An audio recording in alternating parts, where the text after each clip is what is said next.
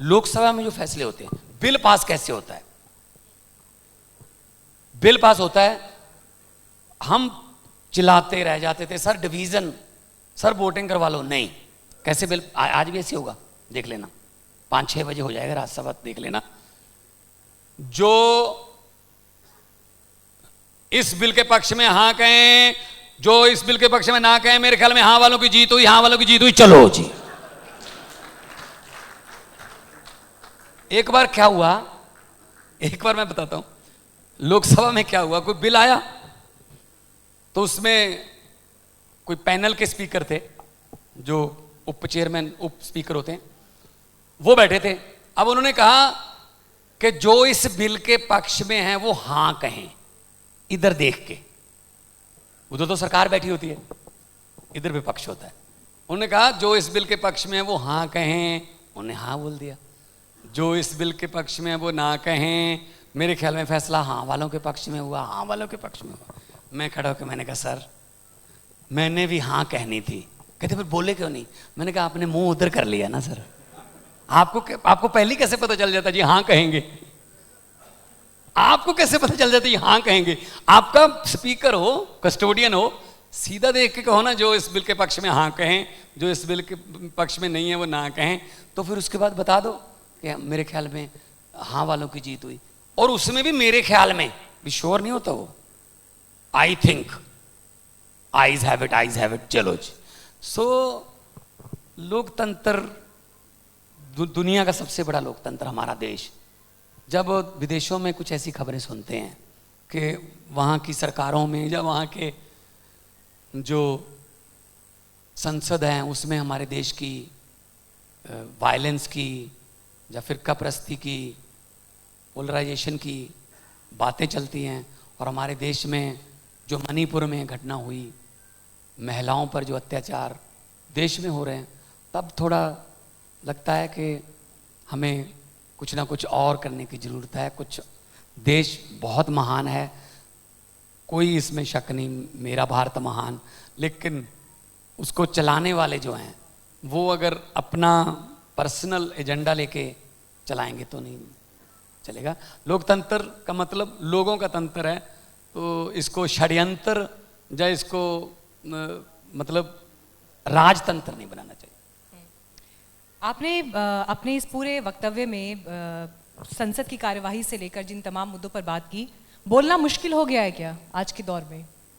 अपने आप को एक्सप्रेस करना कठिन हो गया है क्या किसी के लिए भी? और अगर मैं इसको एक व्यंगकार की नज़र से भी कहूँ कि पहले आप जैसे व्यंग रचा करते थे, क्या आज की तारीख में आप नहीं, आपके ही अगर कोई कंटेम्प्रेरी हो मानिए, तो वो उसी तासीर के साथ आज व्यंग रच सकते हैं आज के दौर में? कुछ हैं दलेर लड़के जो बोलते हैं, कुछ के खिलाफ तो केस भी कर दिया। एक राजस्थान का एक लड़का था, मोदी जी की नकल, मोदी जी की तरह बोलता था, उसको उठा के जेल में डाल दिया।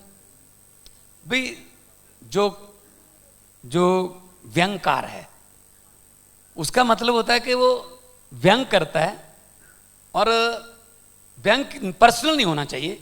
व्यंग वो अच्छा होता है जिस पर किया गया वो भी उसको एंजॉय करे, लेकिन ये इसका मतलब ये थोड़ी है कि आप इसके बारे में बोल ही नहीं सकते जी, ये लफ्ज बोल ही नहीं सकते जी। तो आपको लगता है माहौल है आज? हाँ, ऐसा लगता है आपको? जी जी। मैं अभी मुंबई जब गया था तो वहाँ पे मेरे पुराने दोस्त मिले जो लफ्टर चैलेंज वगैरह करते, कहते आजकल लफ्टर चैलेंज की शूटिंग के समय हमारे पास एक लिस्ट आती है, ये लफ्ज आप बोल नहीं सकते।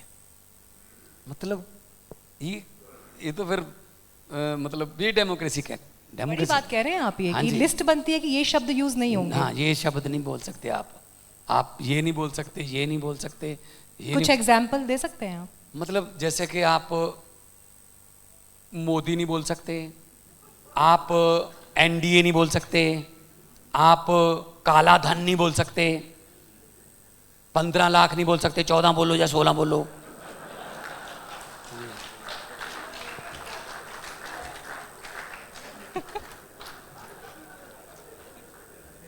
लेकिन अगर मैं इस फील्ड में होता मैं तो नहीं रुकता था। मंच खुला है आपके लिए आज? मैं तो बोल देता। आज मंच खुला है आपके लिए? मैंने तो सबसे पहले ही दिन मैंने तो पूछ लिया था संसद में जाते ही, मैंने कहा बताइए मोदी जी अच्छे दिन कब आने वाले हैं? आए ही नहीं अच्छे दिन। हाँ, मुझे अच्छे दिन का तो नहीं पता, पंजाब में कब आएंगे, लेकिन इतना मुझे जनता पर यकीन है, विश्वास है कि पंजाब में आम आदमी पार्टी वाले सच्चे दिन जरूर आ चुके हैं पिछले 1.5 साल से। और करप्शन पे हमने रोक लगाई है, हमने एंटी करप्शन एक नंबर दिया है, हमने बहुत से ऐसे एफर्ट किए हैं। एक सड़क सुरक्षा फोर्स बना रहे हैं नई, जो सिर्फ सड़कों पर वो पुलिस रहेगी। हम चाहते हैं कि जो है पंजाब है वो हर तरफ से जो है वो हरा भरा और रंगला बने। और पंजाब की तमाम जिम्मेदारियों के बीच अपने लिए समय मिलता है? पंजाब अपना ही है तो सारा समय पंजाब का मेरा अपना ही है। अगर पंजाब के लिए मैं समय निकालता हूँ, समझ लो मैं अपने लिए निकालता हूँ, क्योंकि मैं अपने आप को पंजाब के नाम लगा चुका हूँ। फिल्में देख पाते हैं, सिनेमा देख पाते हैं आप? कभी कभी देख लेते हैं, कभी अगर टाइम मिल जाए तो सनी देओल जी आ रहे हैं अभी, मेरे ख्याल से 1-2 बजे होंगे वो यहाँ पे, 1 या 2 बजे के बीच यहाँ पर होंगे। उनकी फिल्म आ रही है गदर जी, देखेंगे? सनी देओल जी को एक सवाल जरूर पूछ लेना। बताइए। पूछ लिया इन्होंने? नहीं, मैं तो आपकी बाइट उनको सुनाऊंगी कि सीएम साहब ने ये सवाल पूछा है आपसे। उनको बोलो जी गुरदासपुर गए हुए कितना देर हो गया। ठीक है, फिल्में करो, मैं नहीं कहता, ये थोड़ी है कोई अगर एमपी बन गया तो वो काम बंद कर देगा, लेकिन कम से कम 3 साल हो गए, पार्लियामेंट भी नहीं गए, तो फिर गदर ही करनी है तो अपना गदर करते रहो, किसी और को मौका दो।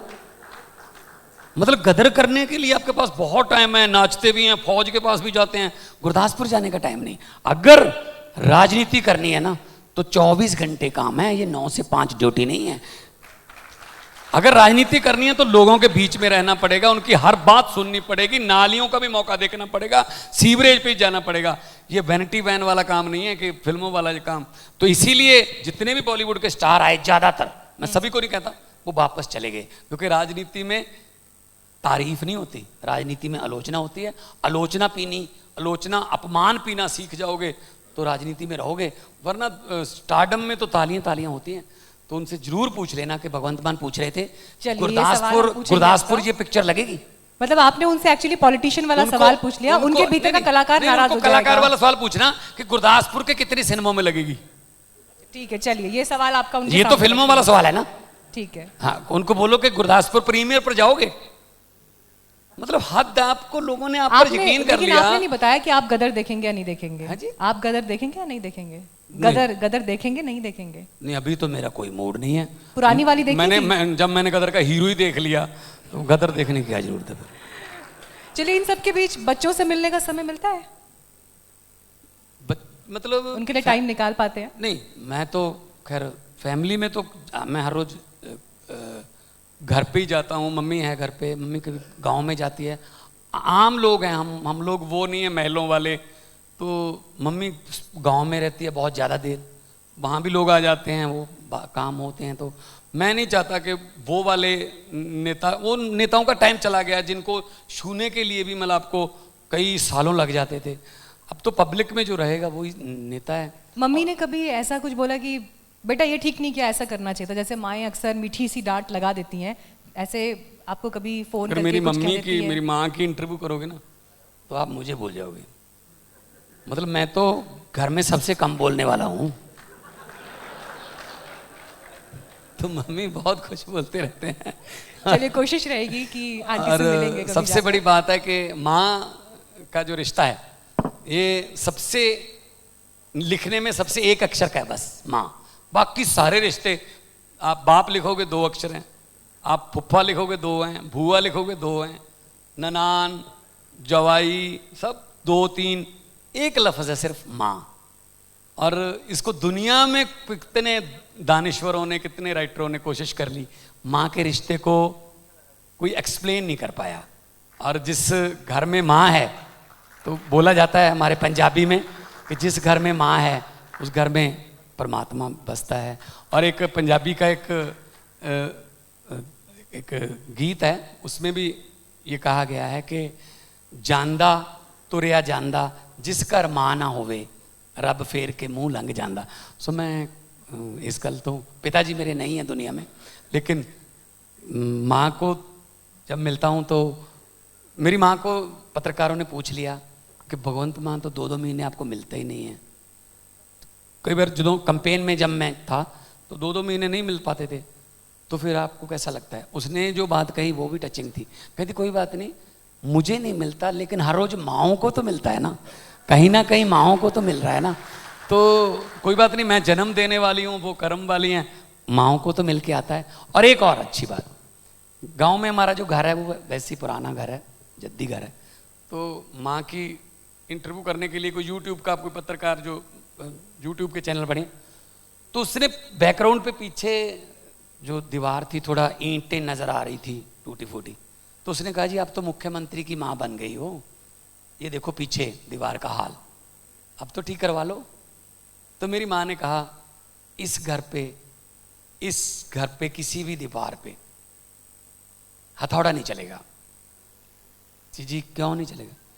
उसने कहा पता नहीं कौन सी किस्मत वाली ईंट इस घर में लगी हुई है कि मेरे बेटे को इतने ऊपर इतने बड़े ओहदे पर पहुंचा दिया। तो हम तो 2 वक्त अरदास करने वाले और सर्वत का भला मांगने वाले लोग हैं जी, परमात्मा समत बख्शे, काम करते रहें। बहुत धन्यवाद मुख्यमंत्री जी, क्योंकि अब जो बात आपने बोली उसके आगे अब किसी और सवाल की गुंजाइश फिलहाल नहीं है, लेकिन आपने हमें समय दिया, आप मंच पर आए और इतने सारे सवालों का बेबाकी से जवाब दिया, बहुत बहुत धन्यवाद। जाते जाते अगर आप अपने अंदाज में जो आपके भीतर का साहित्यकार है, जो व्यंगकार है, उसके अंदाज में अगर आप यूथ के लिए या पंजाब के लिए कोई मैसेज देना चाहें। मैं तो यही कहूँगा कि पंजाब के लोग पोएटिक अंदाज हो तो और बेहतर। अच्छा, पोएटिक अंदाज में चाहते हैं तो मैं लिखता रहता हूँ, खुद भी काफ़ी कुछ लिखता रहता हूँ, तो पढ़ता भी रहता हूँ, लेकिन वो है कि एक सुजीत पात्र साहब का शेर है, हमारे बहुत बड़े शायर हैं पंजाबी के, उन्होंने लिखा है कि की होया जे पतझड़ आई, ये उम्मीद का शेर है, उम्मीद का। की होया जे, क्योंकि पंजाब बहुत बार गिरा है लेकिन पंजाब बहुत बार उठा भी तो है ना, तो की होया जे पतझड़ आई, तू अगली रुत विच यकीन रखी, मैं लब के लिया कितों कलमा, तू फुल्लां जोगी जमीन रखी। बहुत बहुत धन्यवाद। बहुत धन्यवाद sir, thank you very much. So thank you so much ma'am for conducting the session so beautifully, Rising Punjab with the first session। Sir आपका 1 मिनट का हम और समय लेना चाहेंगे, इसके पहले कि तन्मय महेश्वरी जी इस मंच पर पधारें और माननीय मुख्यमंत्री जी का आभार व्यक्त करें। मैं विनम्र अनुरोध करती हूँ माननीय मुख्यमंत्री जी से कि हमारे पार्टनर्स को एक स्मृति चिन्ह भेंट करने की कृपा करें। तो आपकी ज़ोरदार तालियों के साथ मैं अनुरोध करती हूँ आयुर्वेद गुरु आचार्य मनीष जी से कि वे मंच पर पधारें। ज़ोरदार तालियों के साथ। आचार्य मनीष जी शुद्धि एंड हिंस के संस्थापक हैं और पिछले 25 सालों से आयुर्वेद पर कार्य कर रहे हैं। इनके पूरे भारतवर्ष में आयुर्वेद के 120 क्लिनिक हैं और 20 बड़े अस्पताल हैं। एक बार जोरदार तालियां हो जाएं आयुर्वेद गुरु आचार्य मनीष जी के लिए।